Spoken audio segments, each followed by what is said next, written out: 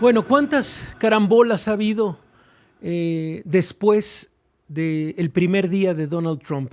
Todas las órdenes ejecutivas firmadas.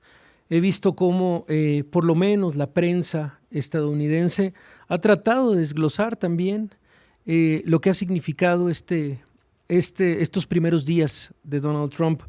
Hoy, particularmente, por ejemplo, el New York Times le da se centra un análisis muy importante sobre qué va a significar estos 4 años respecto a las energías limpias.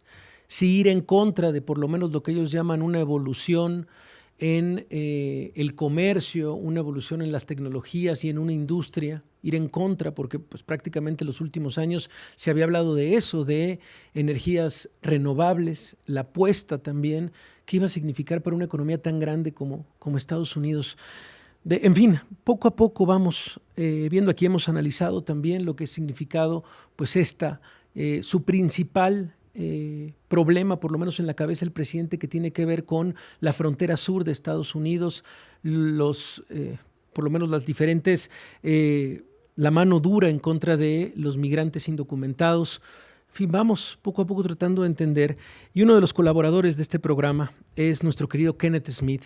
Él, lo saben, es uno de los estudiosos más importantes del tema comercial entre México, Estados Unidos y Canadá, negociador en su momento de este tratado. Y bueno, pues seguramente ha estado muy al pendiente de lo que ha pasado en las últimas 72 horas. Querido Kenneth, estamos en tu sección. Muchísimas gracias por acompañarnos esta tarde. ¿Cómo estás? Muchas gracias, Javier. Me da muchísimo gusto estar contigo. Pues anda por allá por Davos, ¿verdad? Justamente en el Foro Económico Mundial. Hoy justamente llegó Donald Trump. Y bueno, pues de alguna manera, ¿qué te ha sorprendido en materia comercial, hablando de esta región, particularmente Kenneth Smith, en donde tendrías que poner pues el foco rojo? ¿Se puede hacer mucho? ¿Puede haber muchas amenazas en realidad? ¿O qué ha pasado en estas primeras 72 horas?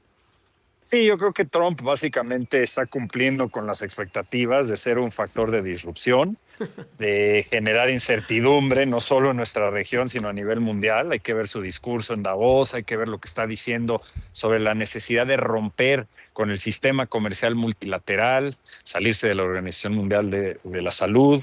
Por donde lo veas, obviamente está generando muchísima incertidumbre en términos del TEMEC y qué es lo que sigue. Sin embargo, sí hubo sorpresas. Yo te diría que la principal sorpresa fue que en su discurso de toma de posesión y a lo largo de ese día, en ningún momento mencionó o impuso, más bien, los aranceles de 25% que había prometido imponer en contra de México y Canadá. Y eso es interesante, porque tuvimos altibajos donde en 3 horas pasamos de una situación donde pensamos que la libramos porque no iba a imponer los aranceles. 2 horas después en la Casa Blanca, mientras firmaba órdenes ejecutivas, dijo que sí, que estaba pensando imponer los aranceles del 25% el 1 de febrero. Y 2 horas después sale un documento que es el primer documento oficial de política comercial de Estados Unidos, donde no señala que hay aranceles, señala que va a haber una instrucción a las autoridades comerciales a que analicen el funcionamiento del tratado, que se preparen para la revisión del 2026 y que le entreguen un informe para el 1 de abril. Entonces, la realidad es que no sabemos en este momento qué va a hacer Trump respecto a las represalias, y eso es algo que a él le gusta hacer, tener a la gente en vilo, dudando de cuál va a ser su política comercial, pero obviamente, como lo hemos mencionado anteriormente, la imposición de un arancel de 25% en todos los productos que exporta México y que también exporta Canadá a Estados Unidos equivaldría a suspender, aunque sea temporalmente, el TEMEC, con las consecuencias graves para la economía de los tres países. Hay que decirlo que Estados Unidos también tendría un impacto económico muy fuerte, y sobre todo en la inflación, el de encarecimiento de productos, y esto es algo que él ha prometido que va a cuidar y que va a reducir la inflación. Entonces, hay aspectos contradictorios, pero lo que sí es un hecho es que su política comercial va a ser mucho más agresiva, creo yo, que en su primer mandato. Algo que te ha llamado la atención respecto al equipo que lo rodea, tal vez el responsable del secretario de Comercio, Howard Lutnick, el secretario de Energía, Chris Wright, también por ahí en asuntos específicos que tienen que ver con tal vez la dirección de oficina de administración, de presupuesto, el representante comercial de Estados Unidos, en fin, dentro del gabinete, los que van, por lo menos ahorita están propuestos, algunos ya van a ser palomeados próximamente, pero algo que mencionar sobre este equipo comercial que lo rodea, algunos nombres conocidos. Sí, definitivamente. Por ejemplo, el representante comercial es Jamieson Greer, que fue el jefe de asesores de Robert Lighthizer cuando negociamos con Estados Unidos el TEMEC. Él, si bien no estuvo directamente involucrado en las mesas de negociación, obviamente en todo lo que vino siendo la estrategia de Estados Unidos y las reuniones ministeriales que tuvimos con Estados Unidos, siempre estuvo presente. Fue uno de los artífices de los aranceles en contra de China que impuso Estados Unidos como parte de su guerra comercial.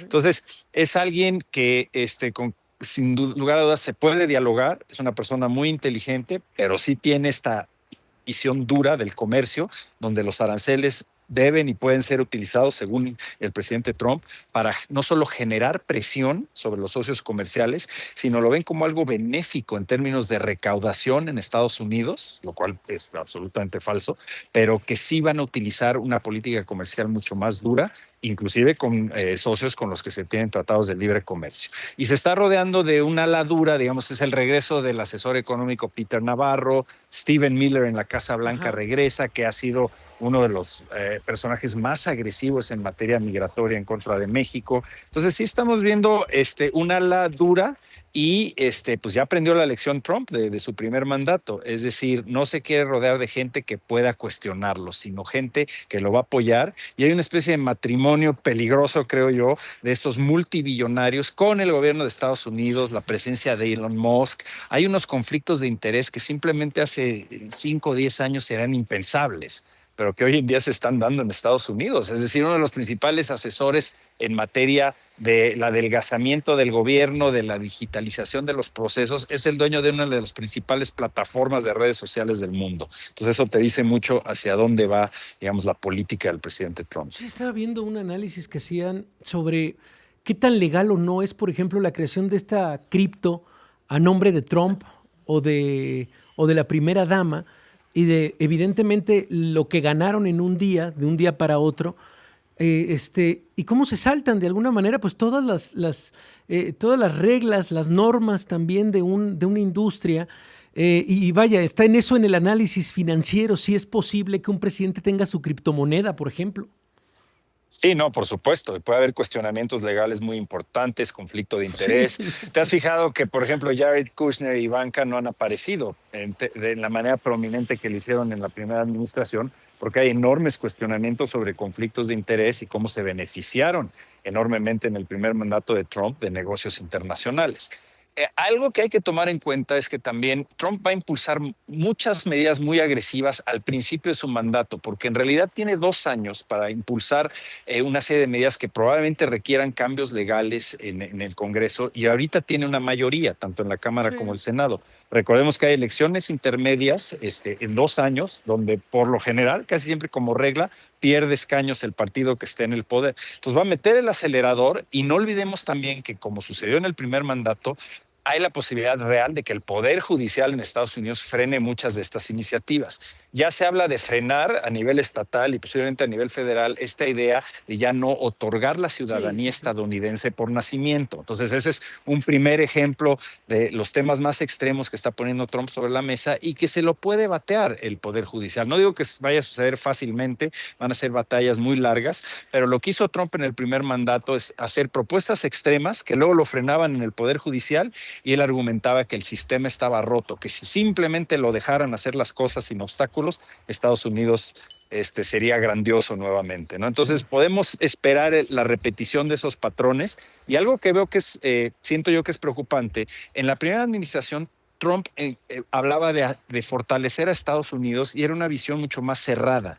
mucho más, digamos, proteccionista en el sentido de alejarse de los organismos internacionales, como piensa hacerlo también hoy en día, pero yo veo mucho más activismo al interior de su gabinete y del propio Trump en cuestiones como tomar el canal de Panamá, la Sí, cuestión tiene de razón. Groenlandia. Lo podemos tomar como disparates chuscos, pero yo creo que el fondo sí es importante. Estados Unidos quiere generar disrupción, no solo en su país o en su región, sino a nivel mundial. Y de alguna manera hay esta filosofía de regresar a una especie de supremacía de Estados Unidos en todos los frentes, y creo que esto está impulsado mucho por la competencia Así contra es. China. Entonces hay que Sí. seguir eso de cerca. No, y sin duda el mensaje también de el perdón después de aquella toma del Capitolio, prácticamente el perdón divino de decir todo lo que se haga a mi nombre es legal. Y esta es la firma. Querido Kenneth Smith, muchísimas gracias por este extraordinario análisis. Un abrazo.